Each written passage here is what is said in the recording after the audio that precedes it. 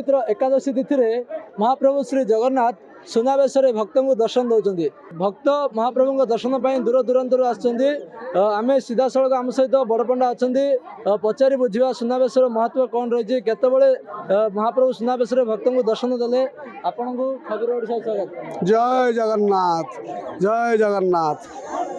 सुनावेश महत्व कौन रही केतबले प्रभु दर्शन देले प्रभुंकर जगन्नाथंकर सुनावेश चारिटा अधर लगिला। सुनावेश महात्म्य है ये आषाढ़ मास शुक्ल पक्ष एकादशी हरिशयन एकादशी आपको कहती।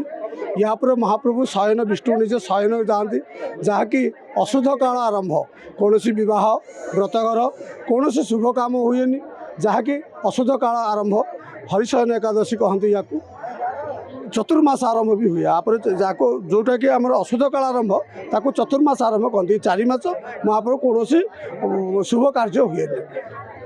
महाप्रभु जो एकादशी जो सुनावेश हो 4टी एकादशी भितर ये गोटे संपूर्ण गोटे बड़ एकादशी आषाढ़ मास शुक्लपक्ष एकादशी। ये एकादशी महाप्रभु जगन्नाथ निजे जन्मवेदी की आसी था माँ गुंडीचा रानी पाखे दर्शन कर जहाँकि जन्मवेदी की आसी जन्मवेदी महाप्रभु प्रत्यावर्तन कला बेलू मौसी माँ पाखे अटकी रहती जे मौसी माँ किसी पोड़पिठा खावाई से महाप्रभु कौन करती जहाँकि महाप्रभु कहीदे जमी आम छोट पिला माने जगन्नाथ हेले अत्यंत कोमल निर्मल होता है जहाँ कहती भगवान हेले शांत सरल जे कि दारु ब्रह्म ब्रह्म दारुम स्वरामी जे कि दारु ब्रह्म ता भर अति कोमलता महाप्रभुंर चकाय नयन सर्वधर्म संनिमिता मामेकम शरण विजा सबू धर्म छाड़ी मो पाक सबू धर्म नहीं जगन्नाथ बसती जहाँफल ये आषाढ़ मसरे महाप्रभु प्रत्यावर्तन कला बेले संध्या बेले महाप्रभुंर सुनावेश अनुष्ठित हुए। उक्त सुनावेश है महाप्रभु समस्त को दर्शन दे था।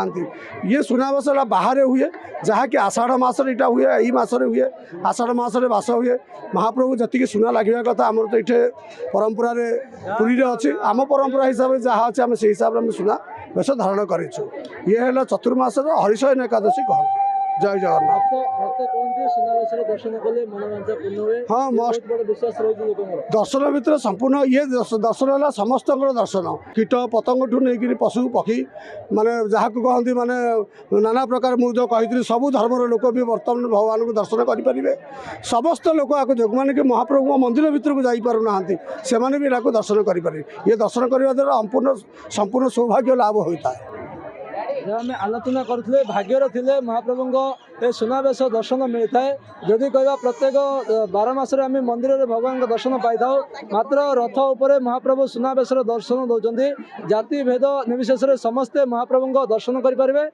आज सुनावेश दर्शन कर भक्त बहु आशा जहाँ रही मनोवांछा पूर्ण होता है। भाग्यर थिले महाप्रभु को दर्शन मिलता है। गजपति हेमंत प्रधान खबर ओडिशा।